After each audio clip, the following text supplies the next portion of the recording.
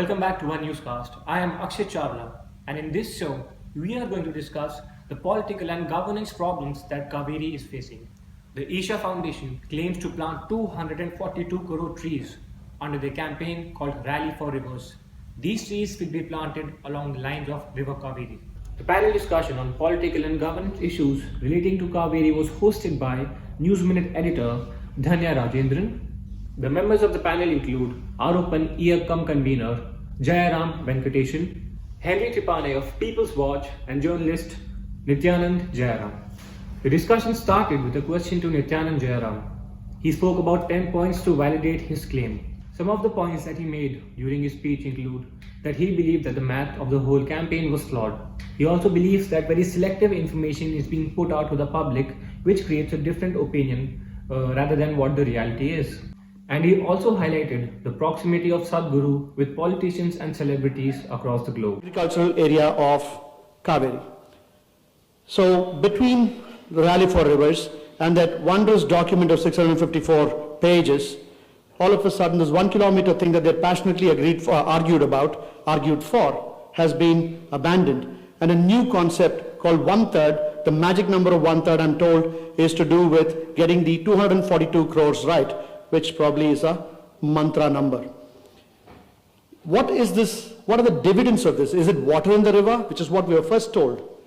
Or is it soil moisture, as we're being talked about, as we're being told now, or chemistry, or farm income, which is being repeated quite frequently now?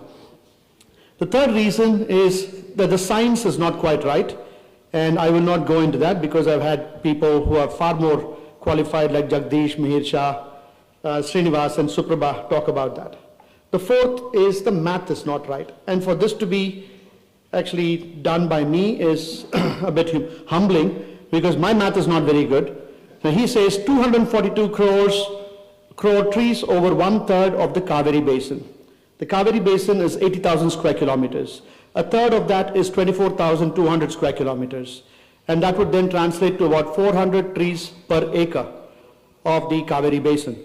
400 trees per acre in the place where it stands, which amounts to roughly about, at 400 trees, that's about 100 trees more than the densest Amazon canopy. The politics is all about big farmers and large corporations. As one of the speakers earlier said, 60% of the delta is landless people. They have to till the land, and labor-intensive crops are best. And here we're talking about, tree farming and agroforestry. And that perspective has not been looked at all about this. And finally, in this politics is not right, I also find that Mr. Vasudev chooses an environmentalism of convenience. He does not want to rock the boat. And any solution that does not rock this perverse boat is not worth having. This was followed by Henri Thipagne, who called Jaggi a criminal offender. He also spoke about how the land had been occupied illegitimately. He also pointed out various criminal cases that are pending against him. He even spoke about how people are not able to raise their voice against Sadhguru, who has now become a very big name in the world.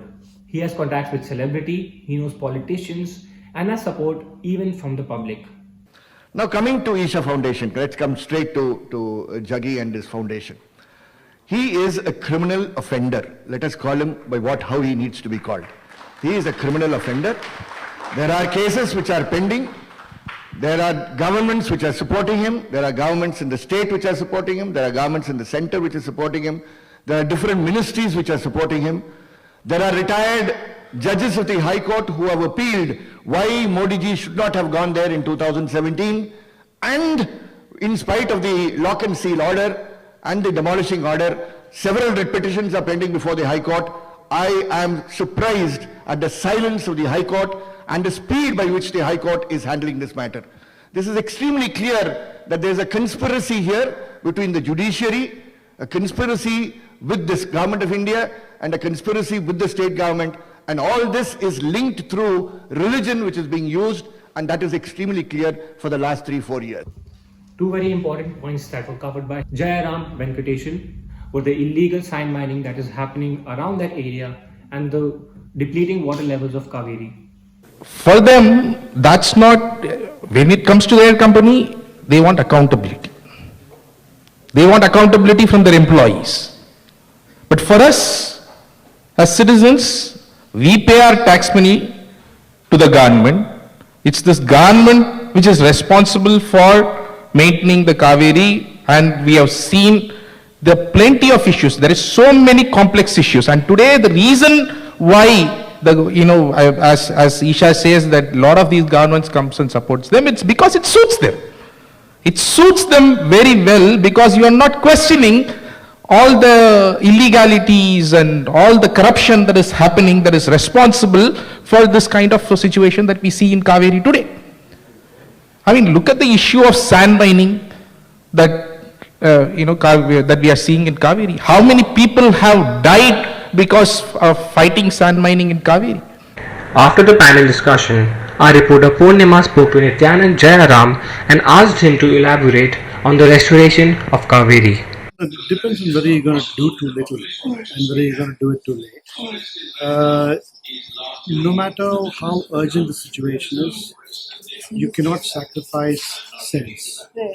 So it's not as if just because things are drastic, we're going to do some nonsense.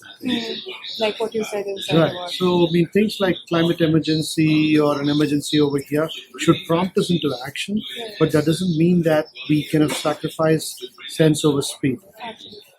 But do you feel like it is too late now, or do we have, how do we direct policy in a way where we are involving, different players? I'm an activist Yes, and yes. I'm an eternal optimist. And I wouldn't be doing what I'm doing if I did not feel that we could make a change.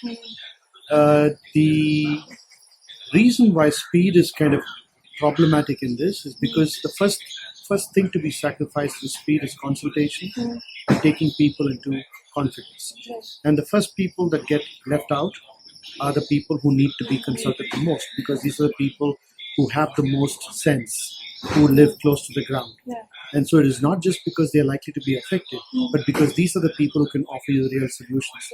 What does not work for them will not work. Absolutely. So this is what our experts had to say. Unfortunately, we couldn't get someone from Isha Foundation after listening to a panel of experts.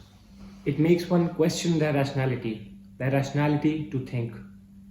How a simple organization with the motive of planting trees and asking for just rupees 42 can have an ulterior motive. The aim of the organization is to collect over 10,000 crore rupees from the public. If this is a good campaign or if this is a bad campaign, that we leave it up to you. Thank you for tuning in to our newscast. This is Akshit Chavla with cameraman Yash Raju.